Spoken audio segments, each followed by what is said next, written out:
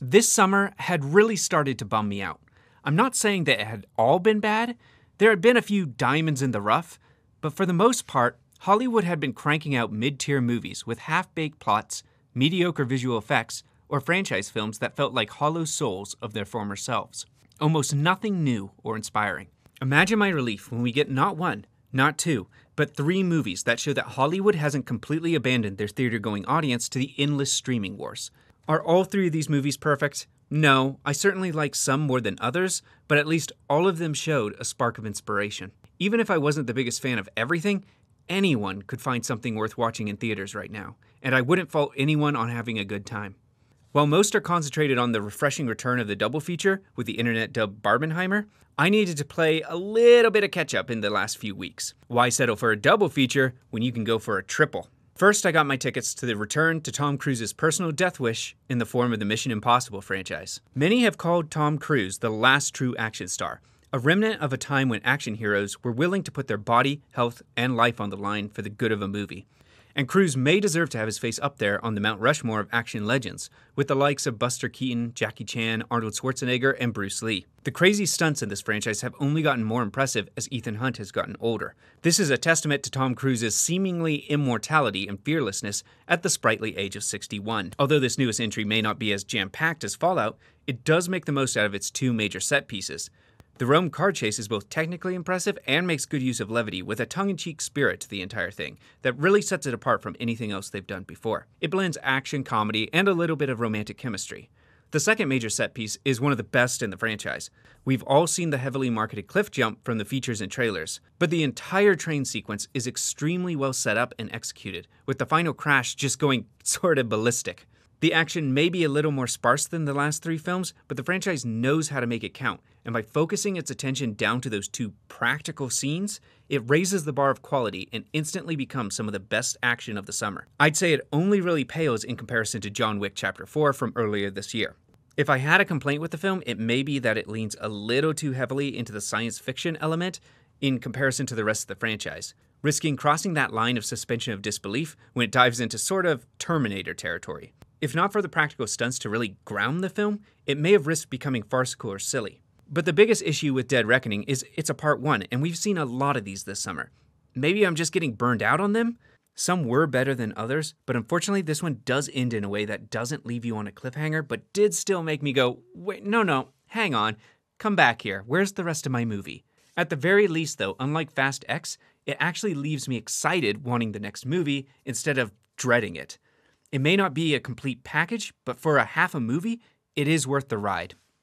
My second film of the day was Oppenheimer. Most people started with Barbie, but I went with Oppenheimer first, and I am glad I did. This is the much heavier film, and ending with the lighter of the 2 movies did actually work better for me.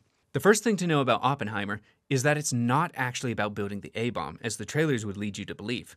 It's a big part of it, most of the second act, but Oppenheimer stays much more focused on its titular subject, most specifically his involvement in the early Red hysteria. The movie is framed by the first act, which explores his connection to the Communist Party in his early years, a second act covering the paranoia of his co-workers over Soviet spying during the Manhattan Project, and then the third act, which ends on a trial where Oppenheimer is accused of shielding communists or even being a spy himself. But to me, it was a real treat to see that Nolan found this interesting and unexpected narrative through line that covered Oppenheimer's life and his most famous and deadly invention. This is a topic that also feels at home with American cinema, as Hollywood also found itself the target of witch hunts in the Red Scare of the McCarthy era. The movie leans heavily on Nolan's strengths and really is a culmination of his skills as a filmmaker, bringing with him everything that makes him so great, but also kind of admittedly, a few of his weaknesses. Like some of his recent movies, it can run a little long. The score can at times be overwhelming when a scene could have benefited from a more quiet moment. Also, his sound mixing can be an issue, with the score overwhelming the dialogue, which, isn't a great thing when much of the movie is just a talking head drama. Yet I don't want to harp too much on the sound design or score, because there were moments where they worked brilliantly and effectively. They really helped to create this feeling of stress as the score and sound work together with this kind of almost spontaneous explosiveness, indicative of a certain bomb at the film's center. It all comes to a crescendo in the best scene of the movie, where Oppenheimer is giving a speech after the bombs are dropped. Everything here, from the performance to the music to the sound design, was pitch perfect in showing a man on the verge of having this public panic attack. all elements of filmmaking working together at their best: sound, picture, performance. When I say Nolan brings his best, I mean in the sense of direction and keeping the scenes flowing at a clipped, driven pace for the 3-hour runtime, without ever feeling too rushed or slow, but also in his ability to bring out great performances from his actors. Cillian Murphy and Robert Downey Jr. both give these just amazing performances, and I will personally be shocked if they aren't nominated come next awards season. Even more so, this is a star-studded cast, with many roles being played by A-list celebrities in these almost blink-and-you'll-miss-them roles. Yet they still give their short screen time 100%. I can only imagine they took these smaller roles because they knew they would be working with one of the best directors of his day, one who now is perhaps more confident than we've ever seen him. Because let's be honest, who else would be gutsy enough for a 3-hour talking head film shot completely for IMAX and featuring multiple perspectives, each color-coded for Oppenheimer's dimensional perspective and color, and Strauss's more 2D view of the world in black and white? It was a creative choice, and not everyone in my viewing managed to make that connection. But you've got to admire the stylistic determination. Lastly, I've heard some complaints about the nudity and sex in the film, which may be indicative of the current sexless climate in Hollywood, which I guess is understandable, given recent events. But I personally had no problem with it. It didn't feel gratuitous to me because I saw the point as being Oppenheimer's extramarital relationships left him feeling exposed, both in his personal life and later politically.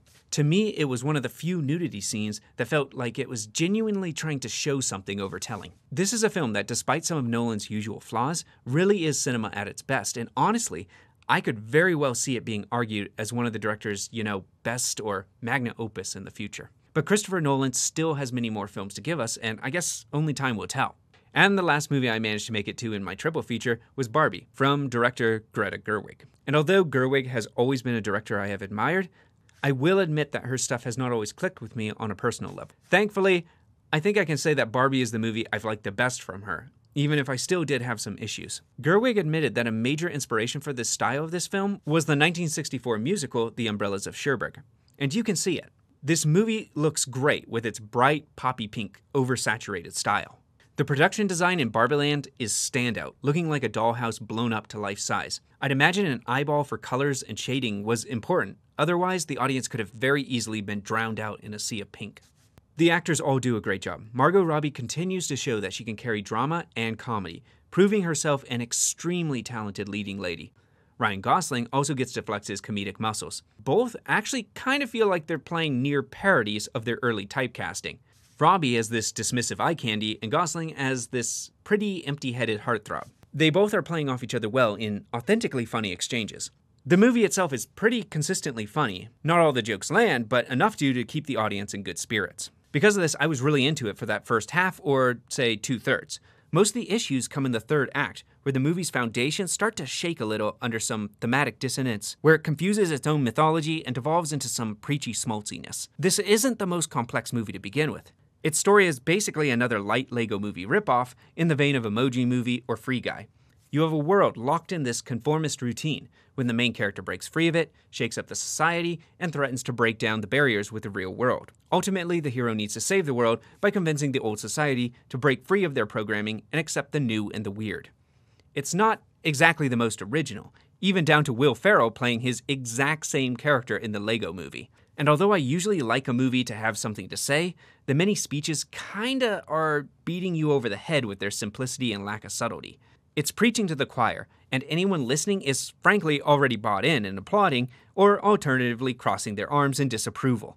And although I'm not a fan of such blunt messaging, you can't deny that the movie is really wearing its heart on its sleeves, for better or worse. My bigger issue is that thematic dissonance I was mentioning before. Barbie goes to the real world where the patriarchy is in charge, yet when she returns home, there's no real acknowledgement by anyone of the exact same thing happening there, but in reverse. The movie even props up a matriarchy that is way more egregious than our own patriarchy, and then kind of snidely laughs it off in this double standard that kind of confuses its own themes. I felt sorry for Barbie in the real world, but I also felt bad for Ken in his world. But where Barbie's plight for a few hours is treated as this life-altering kind of moral dilemma worthy of societal overhaul, Ken's lifelong plight is treated with this sort of shut up and take it in a way that shows little empathy and a disappointing eye for an eye mentality. But despite the problems I had with that last third, the movie really is saved for me by the production design, comedy, and actors. I also enjoyed the lack of an attempt to make sense of almost anything in kind of this Dr. Seuss type way. Though I could see some taking issue with the head-scratching mythology and nonsense character choices. Like how the Barbie fantasy world works in relation to ours, how Mattel knows about it, why ghosts are living in the storage of Mattel, why are some characters brought back to Barbie Land for seemingly no reason, why do people chase Barbie back to Barbie Land when the goal was to return her there in the first place, why would people in the real world care if fantasy Barbie Land's taken over by Kens? Will it affect anything in the real world? I don't know. Who knows? It doesn't matter. The world is nonsense, and the sooner you buy into that, the more fun you'll have. More than anything, it made me feel really good to see an entirely packed theater, with mothers and daughters enjoying a movie that everyone dressed up to go see as a community. The sight of packed seats alone was worth the admission price. And that's kind of how I feel about my weekend overall. After weeks of movies that felt soulless or studios playing it safe, it felt good to have an action film willing to almost kill its lead in practical stunts, a drama that takes bold chances in formatting and style, and a comedy willing to alienate people with a quirky take on a popular toy. I felt reinvigorated a bit, which is kinda odd to say after spending 9 hours in a theater. So go see one. Anyone. It doesn't really matter. There is something there for everyone. Spin the bottle if they all sound good. It has been a good week for movies. And that's really all I got.